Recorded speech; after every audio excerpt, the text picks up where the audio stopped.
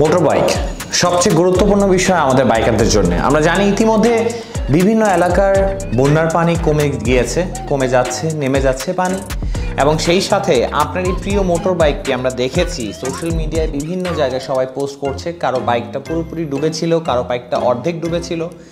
এই অবস্থায় আসলে কি করবেন সেটা নিয়ে ছোট্ট কিছু গুরুত্বপূর্ণ ইনফরমেশন আমি আজকে আপনাদের সাথে শেয়ার করব।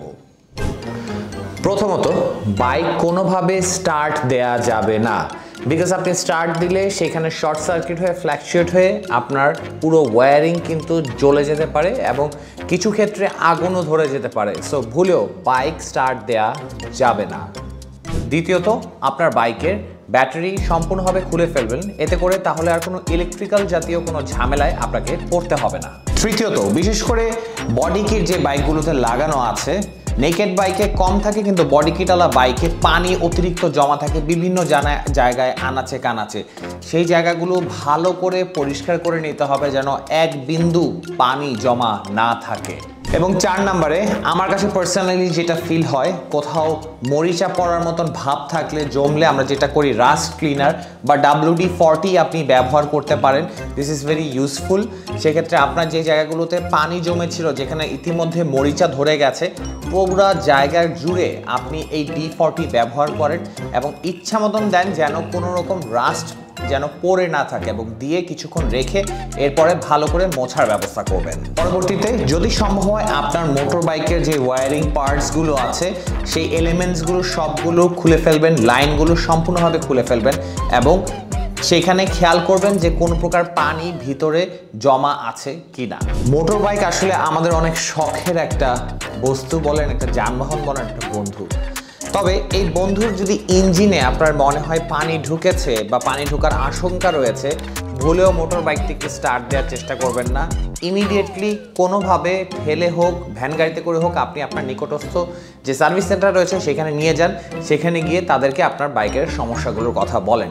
এবং ইয়ামাহা ইউজার যারা আছে তাদের জন্য গুড অ্যাডভান্টেজ যে তাদের সেই বন্যা কবলিত এলাকাগুলোতে কিন্তু তারা সার্ভিস ক্যাম্প নিয়ে আসছে খুবই তাড়াতাড়ি। এবং সেই সাথে আপনার মোটর বাইকের ইঞ্জিন অয়েল আপনি ফেলে দেন, নতুন ইঞ্জিন অয়েল নেন। অয়েল ফিল্টার থাকলে সেগুলোকে ফেলে দেন, এয়ার ফিল্টার থাকলে সেগুলোকে ফেলে দেন, বিকজ সেগুলো ভিজে হয়তো বা স্যাঁতস্যাঁতে ভাব হয়ে গেছে, সেখানে ছাতাও ধরে যেতে পারে। সো অবশ্যই এই জিনিসগুলো সার্ভিস সেন্টার অথবা নিজে যদি পারেন ভালোভাবে করতে, সেখানে আপনারা এই জিনিসগুলো মাস্ট পরিবর্তন করে নিতে হবে, এটার কোনো বিকল্প নেই। আপনার মোটর বাইকের যত ইলেকট্রিক্যাল পার্টিকেলস আছে, ফগ লাইট থেকে শুরু করে এক্সট্রা ওয়্যারিং যা যা আছে সবগুলো খুলে ফেলতে হবে। বাইকের সম্পূর্ণ ওয়্যারিং খুলে ফেলতে হবে ইন টার্মস অফ যাদের মোটর বাইকটি সম্পূর্ণভাবে ডুবে গিয়েছে, সেগুলোকে খুলে ভালো করে পরিষ্কার করে শুকিয়ে, এবং আপনার যে মোটর বাইকের ব্যাটারিটি আপনি খুলেছিলেন সেটিকে নতুন করে রিচার্জ করে দেন আপনার বাইকে পুনরায় সেটি ইনস্টল করতে হবে।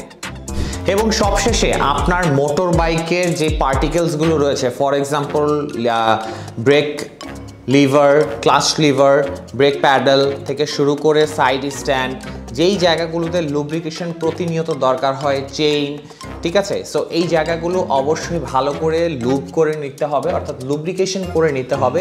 তা না হলে কিন্তু অন্যথায় আপনার বন্যার যে পানি এসেছিল সেই পানিতে কিন্তু আপনার বাইকে রাস্ট জমেই থাকবে, এবং এই রাস্ট জমার কারণে কিন্তু ধীরে ধীরে আপনার বাইকটা অনেক বেশি দুর্বল হয়ে যাবে, এটার পারফরমেন্স অনেক হ্যাম্পার হবে। সো অবশ্যই যে প্রয়োজনীয় কাজগুলো করা দরকার অবশ্যই করে নেবেন, এবং আপনার যদি অথরাইজ সার্ভিস সেন্টার থাকে সেখানে গিয়ে করালে খুবই ভালো হয়। এবং আশা করি আপনার যে বন্ধু আপনার বাইক চলার সাথেই সে আবার পুনরায় আপনার সাথে পুরো উদ্যমে চলাফেরা শুরু করবে। আবারও নতুন কিছু নিয়ে চলে আসবো, ততক্ষণ পর্যন্ত আমাদের সাথেই থাকবেন। Thank you.